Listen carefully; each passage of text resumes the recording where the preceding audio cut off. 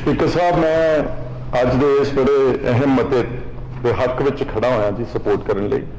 मेरे तो पहला बहुत मैंने खेज गल्लां होईयां ने, उन्हां सारियां गल्लां दी मैं तायद करदा।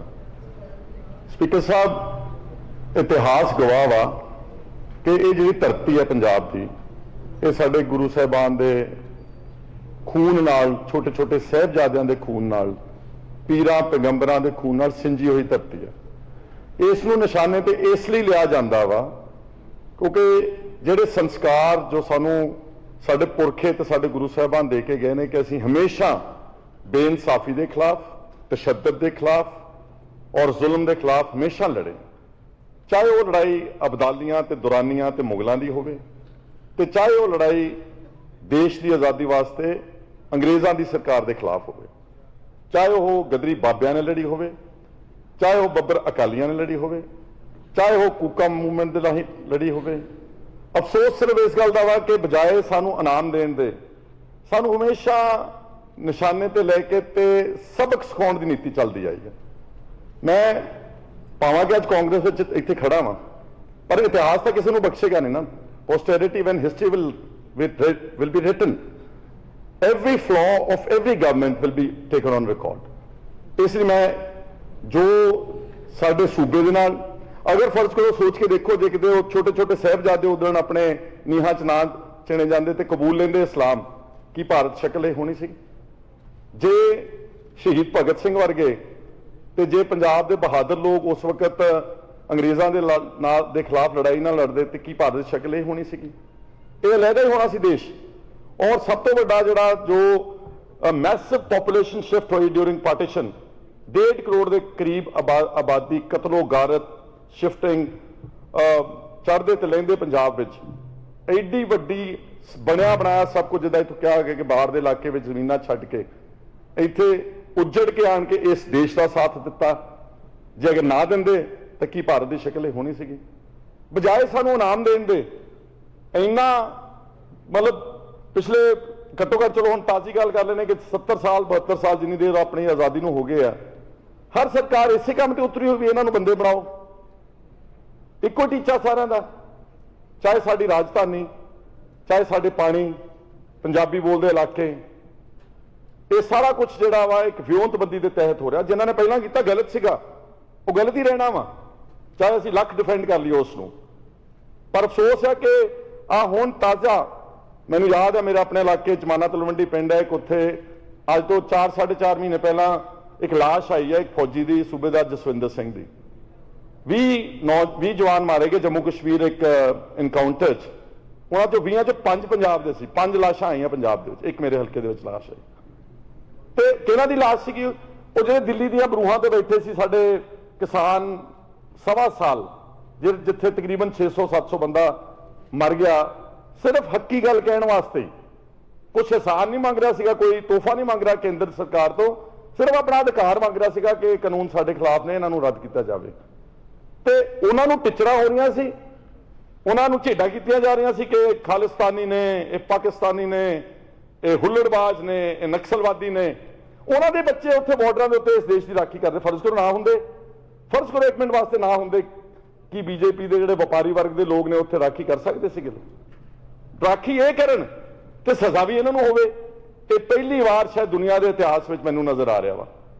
सो इसलिए मैं आ जिहड़ी ताज़ी गल कीती है, बहुत अच्छा किया भगवंत सिंह मान ने इनिशिएटिव लिया कि एक सैशन बुलाया। सैशन का मतलब यह होंदा कि तुसीं 3.25 करोड़ पंजाब के आबादी का सुनिया दे रहे हो दिल्ली च, ना सुनन उन्हां दी मूर्खता ही है। अमन उन्होंने पढ़े कि 6 बार मते पास किए, वो नलायक ने ਜਿਹੜੇ जमहूरी कदर कीमतों छिक्के ते टंग के 3.25 करोड़ आबादी को कहते तुहाडा कोई परवाह नहीं, जिन्ने मर्जी मते पास करी चलो। पर इसका मतलब नहीं कहा कि आप पिछे हट जाना, पर लड़ना है। ठीक है, तुसीं इत्थे विधान सभा लड़ाई लड़ी है, तुसीं विश्वास दवाया कि बाहर भी लड़ांगे, जिथे जिथे लड़ोगे साडे मैंबर साहिबान ने सारे ने कहा तुहाडे नाल खड़ांगे। जब पंजाब की कोई गल आऊगी बिल्कुल पिछे नहीं हटांगे। एक छोटा जिहा भी किते कॉम्प्रोमाइज़ नहीं नज़र आएगा तुहानूं इस लड़ाई दे विच। चाहे लख केस बनाई जान, कोई सरकारां टक्की आउण, जिन्ना मर्जी जो मर्जी करी जान, पर जिथे साडे सूबे की गल है, साडी भाषा की गल है, साडे भविख की गल हैगी आ, वो आप सब एक थां ते इकट्ठे। नहीं तो फिर आपां नूं अगलियां ਪੁਸ਼ਤਾ ਨਹੀਂ ਕਦੀ ਮਾਫ ਕਰਨੀ। ਉਹ ਕਹਿਣਗੇ ਨਲਾਇਕ ਬੰਦੇ ਸਾਡੇ ਜਿਹੜੇ ਪੁਰਾਣੇ ਇੱਥੇ ਭੇਜਦੇ ਸੀ ਵਿਧਾਨ ਸਭਾ 'ਚ। ਚੰਡੀਗੜ੍ਹ ਦੀਆਂ 2-3 ਗੱਲਾਂ ਹੀ ਕਰਨੀਆਂ ਜੀ। ਪਹਿਲੀ ਗੱਲ ਤਾਂ ਸਪੀਕਰ ਸਾਹਿਬ, ਚੰਡੀਗੜ੍ਹ ਬਣਿਆ ਕਿੱਥੇ ਹੈ? ਬੁੱਧਰਾਮ ਜੀ ਨੇ ਕਿਹਾ ਪੰਜਾਬ ਦੇ ਪਿੰਡ ਉਜਾੜੇ ਗਏ। ਇੱਥੇ ਤਾਂ 1 ਇੰਚ ਵੀ ਧਰਤੀ ਹਿੰਦੀ ਸਪੀਕਿੰਗ ਨਹੀਂ ਸੀਗੀ ਤੇ ਦੇਤਾ ਚੱਕ ਕੇ ਹਰਿਆਣੇ ਨੂੰ। ਇਹ ਸਾਰੇ ਪਿੰਡ ਖਰੜ ਤਹਿਸੀਲ ਦੇ ਵਿੱਚ ਅਧੀਨ ਆਉਂਦੇ ਸੀਗੇ। ਸਾਡੀ ਜ਼ਮੀਨ ਤੇ ਬਣਿਆ, ਸਾਡੇ ਵਾਸਤੇ ਬਣਿਆ। 1948 ਚ ਕਨਸੀਵ ਕੀਤਾ ਗਿਆ। ਪੰਜਾਬ ਦੀ ਰਾਜਧਾਨੀ ਬਣਿਆ, ਜਿੱਦਾਂ ਕਹਿਤਾ ਪੇਰੈਂਟ ਸਟੇਟ। ਜਦੋਂ ਵੀ ਝਗੜਾ ਹੋਇਆ 2 ਸਟੇਟਾਂ ਵਿੱਚ, ਉਹ ਕੋਈ ਵੀ ਕੈਪੀਟਲ ਜਿਹੜਾ ਸੀਗਾ ਉਹ ਪੇਰੈਂਟ ਸਟੇਟ ਨੂੰ ਰਿਟਰੀਵ ਹੋਇਆ, ਚਾਹੇ ਉਹ ਬੰਬੇ ਹੋਵੇ ਜਾਂ ਹੋਰ ਤੁਸੀਂ ਕੋਟ ਕੀਤੇ ਬਹੁਤ ਸਾਰੇ ਆਪਣੇ ਕੈਪੀਟਲ। ਤੇ ਪੰਜਾਬ ਦਾ ਕਿਉਂ ਜੀ? ਔਰ ਪੰਜਾਬ ਨੂੰ ਆਪਣੀ ਜ਼ੁਬਾਨ ਤੇ ਆਧਾਰਿਤ ਸੂਬਾ ਲੈਣ ਵਾਸਤੇ ਲੜਨਾ ਪਿਆ, ਫਿਰ ਜੇਲ੍ਹਾਂ 'ਚ ਜਾਣਾ ਪਿਆ, ਧੱਕੇ ਖਾਣੇ ਪਏ। ਤੇ ਜਿਨ੍ਹਾਂ ਸੂਬਿਆਂ ਨੇ ਕੋਈ ਸੂਬਾ ਮੰਗਿਆ ਨਹੀਂ, ਉਹਨੂੰ ਉੱਦਾਂ ਬੈਠੇ ਮਿਲ ਗਿਆ। Himachal and Haryana, they never ask for a state. ਔਰ ਜਿਹੜੀ ਸਾਡੀ ਅਸੀਂ ਆਪਣੀ ਰਾਜਧਾਨੀ ਬਣਾਈ, world, it's like a world class city. ਜੇ ਤੁਸੀਂ ਇੱਥੇ ਜ਼ਿਕਰ ਕੀਤਾ ਸੀ ਦੁਨੀਆ ਦੇ ਸ਼ਹਿਰਾਂ ਵਿੱਚ ਚੰਡੀਗੜ੍ਹ ਦਾ ਨਾਮ ਉਹਦੇ 'ਚ ਦਰਜ ਆ। ਇਦਾਂ ਹੀ ਚੱਲ ਜਾਣ ਦਿਆਂਗੇ ਅਸੀਂ।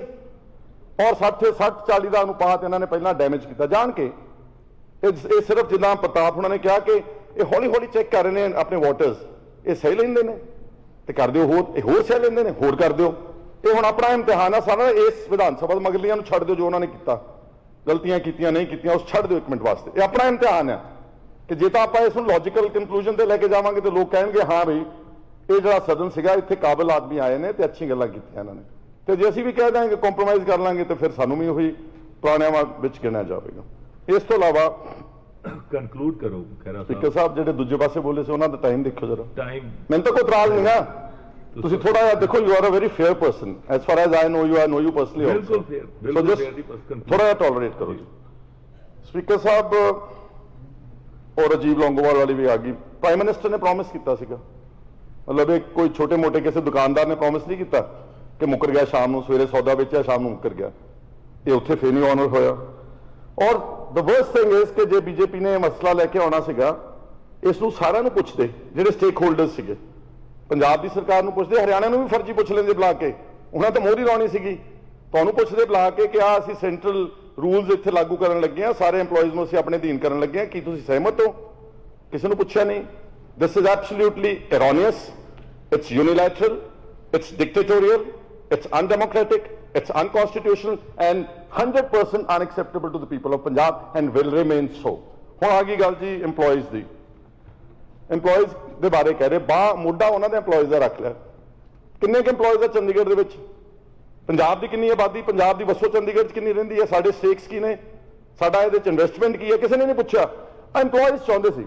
ਤੇ ਸਪੀਕਰ ਸਾਹਿਬ, ਇੱਕ ਵਾਰੀ ਇਸ ਮਤੇ 'ਚ ਕਿਤੇ ਲਿਖੋ ਕਿ ਚੰਡੀਗੜ੍ਹ ਤਾਂ ਪਹਿਲਾਂ ਹੀ ਯੂਨੀਅਨ ਟੈਰੀਟਰੀ ਆ, ਤੁਹਾਡੇ ਅਧੀਨ ਹੀ ਹੈਗਾ। ਤੁਹਾਨੂੰ ਕੌਣ ਰੋਕਦਾ? ਤੁਸੀਂ EMPLOYEES ਨੂੰ ਭਾਵੇਂ 7ਵਾਂ ਪੇ ਕਮਿਸ਼ਨ ਬਣਾ ਦਿਓ, ਹੋਰ 3-4 ਹੋਰ ਇਕੱਠੇ ਦੇ ਦਿਓ, ਸਾਨੂੰ ਕੀ ਇਤਰਾਜ਼ ਆ? ਜਿੰਨੀ ਤਨਖਾਹ ਦੇਣੀ ਚਾਹੁੰਦੇ ਤੁਸੀਂ ਦੇ ਦਿਓ, ਸਾਨੂੰ ਤਾਂ ਕੋਈ ਇਤਰਾਜ਼ ਨਹੀਂ ਹੈਗਾ। But on the pretext that because employees are saying so, therefore we are imposing central rules on Chandigarh, this is absolutely unacceptable. It has no logic at all. It is bereft of any wise thinking. Therefore ਅਸੀਂ ਸਾਰੇ ਇਕੱਠੇ ਹੋ ਕੇ, ਜਿੰਨੇ ਅਸੀਂ ਇੱਧਰਲੇ ਪਾਸੇ ਵੀ ਬੈਠੇ ਆ ਜਾਂ ਬਾਕੀ ਉਧਰ ਵੀ ਬੈਠੇ ਆ, ਇਸ ਬੀਜੇਪੀ ਦੇ ਜਿਹੜਾ ਮਨਸੂਬਾ ਹੈ, ਜੋ ਅਗਰ ਆਪਾਂ ਅੱਜ ਨਾ ਅਪੋਜ਼ ਕੀਤਾ, ਮੇਰੀ ਗੱਲ ਯਾਦ ਰੱਖਣਾ, ਉਹ ਆਪਾਂ ਨੂੰ ਹੌਲੀ ਹੌਲੀ, ਕਿਉਂਕਿ ਆਪਾਂ ਤਾਂ ਲੜਨਾ ਨਾ, ਆ ਜਿਹੜਾ ਅੰਦੋਲਨ ਹੋਇਆ, ਮਾਫ ਕਰਨਾ, ਸਾਰੇ ਦੇਸ਼ ਦੇ ਕਿਸਾਨਾਂ ਨੂੰ ਸਲੂਟ ਆ, ਪਰ ਬੇਸਿਕਲੀ ਇਹ ਅੰਦੋਲਨ ਜਿਹੜਾ ਸੀਗਾ ਇਹ ਪੰਜਾਬ ਦੇ ਕਿਸਾਨਾਂ ਦਾ ਅੰਦੋਲਨ ਸੀਗਾ।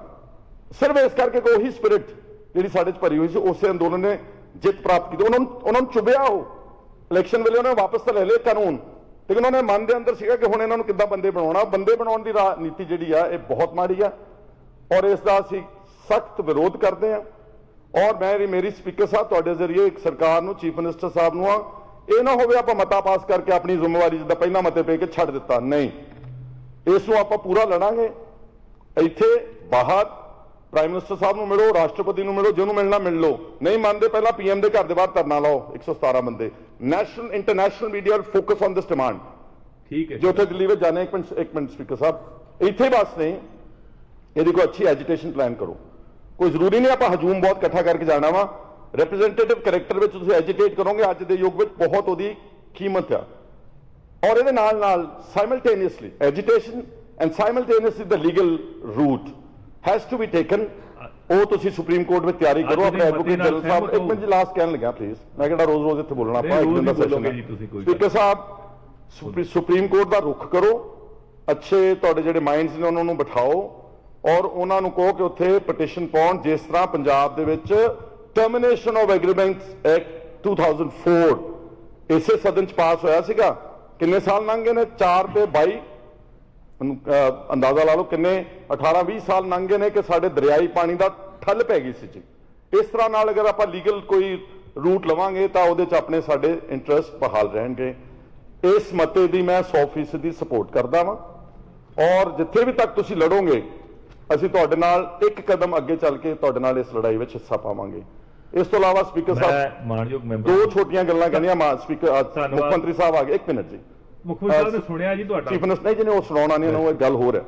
ਸਪੀਕਰ ਸਾਹਿਬ ਮੈਂ ਤੁਹਾਡੇ ਜ਼ਰੀਏ ਕਹਿਣਾ ਚਾਹੁੰਦਾ ਕਿ ਨਾ ਦੋ ਇੰਸੀਡੈਂਟਸ ਬੜੇ ਇੰਪੋਰਟੈਂਟ ਨੇ। ਆਪਾਂ ਅੱਜ ਦੇ ਮਤੇ ਤੇ ਇੱਕ ਤਾਂ ਦਿੱਲੀ ਕਟੜਾ ਜਿਹੜਾ ਐਕਸਪ੍ਰੈਸ ਵੇ ਚੱਲ ਰਿਹਾ ਨਾ ਤੁਹਾਡੇ ਸੰਗਰੂਰ ਚੋਂ ਲੰਘ ਕੇ ਜਾ ਰਿਹਾ ਜੀ, ਉਹਦੇ ਚ ਕੀ ਹੋ ਰਿਹਾ ਕਿ ਇੱਕ ਮਿੰਟ ਜੀ speaker Sahib please don't gag the voice ਜੀ। ਉਹ ਲੁਧਿਆਣਾ ਜਿਹੜਾ ਨਾ ਜੀ, ਮੈਨੂੰ ਕੱਲ ਉੱਥੇ ਲੋਕਾਂ ਨੇ ਬਹੁਤ ਦੱਸਿਆ ਕਿ ਜਿਹੜਾ ਤੁਸੀਂ ਆਪਣਾ ਸਮਾਂ ਭਗਵਾਨਪੁਰਾ ਪਿੰਡ, ਇੱਕ ਗੱਲ ਇੱਕ ਸਪੀਕਰ ਜਿੰਨੀ ਦੇਰ ਤੁਸੀਂ ਰੋਕਣੇ ਹੁੰਦੇ ਕਹਿ ਦੇਣੀ ਮੈਂ ਜੀ। ਪੱਦੀ ਭਗਵਾਨਪੁਰਾ ਪਿੰਡ ਜਿਹੜਾ ਲੁਧਿਆਣੇ ਨਾ ਇਹ ਸਾਊਥ ਸਿਟੀ ਦੇ ਲਾਗਿਓਂ ਸ਼ਹਿਰ ਚੋਂ ਲੰਘ ਰਹੀ ਜੀ। ਉਹ ਹੁਣ ਕੀ ਕਰ ਰਿਹਾ ਹੈ ਕੇਂਦਰ ਦੀ ਸਰਕਾਰ, ਜਿਹੜੇ ਪੈਸੇ ਆਮ ਪਿੰਡੂ ਹਲਕਿਆਂ ਵਿੱਚ 50, 60, 70 ਲੱਖ ਰੁਪਏ ਕੰਪਨਸੇਸ਼ਨ ਦੇ ਰਿਹਾ, ਉਹੀ ਲੁਧਿਆਣਾ ਦੇ ਸਾਊਥ ਸਿਟੀ ਦੇ ਵਿੱਚ ਜਿੱਥੇ 3-4 ਕਰੋੜ ਨੂੰ ਏਕੜ ਹੈਗਾ, ਉਹ ਬੜੇ ਵਿਚਾਰੇ ਕਿਸਾਨ ਨੇ, ਔਖੇ ਨੇ, ਉਹਨਾਂ ਦੀ ਗੱਲ ਤੁਸੀਂ ਜ਼ਰੂਰ ਸੁਣਨਾ। ਇੱਕ ਟਰੱਕ ਯੂਨੀਅਨ ਤੇ ਜਿਹੜਾ ਹਮਲਾ ਮਾਨ ਸਾਹਿਬ ਉਹ ਤੁਹਾਡੇ ਤੇ ਰਿਫਲੈਕਟ ਹੋਣਾ ਵਾ, ਉਹ ਕਿਸੇ ਐਮਐਲਏ ਤੇ ਨਹੀਂ ਜਾਣਾ, ਉਹਨਾਂ ਤਾਂ ਜੋ ਕਰਨਾ ਸੀ ਕਰ ਦਿੱਤਾ। ਬਸ ਇੰਨੀ ਗੱਲ ਹੀ ਮੈਂ ਕਰਨੀ ਕਿ ਉਹਨੂੰ ਠੀਕ ਕਰੋ ਔਰ ਜਿਹਨਾਂ ਲੋਕਾਂ ਨੇ ਬਹੁਤ ਧੰਨਵਾਦ ਖਹਿਰਾ ਸਾਹਿਬ।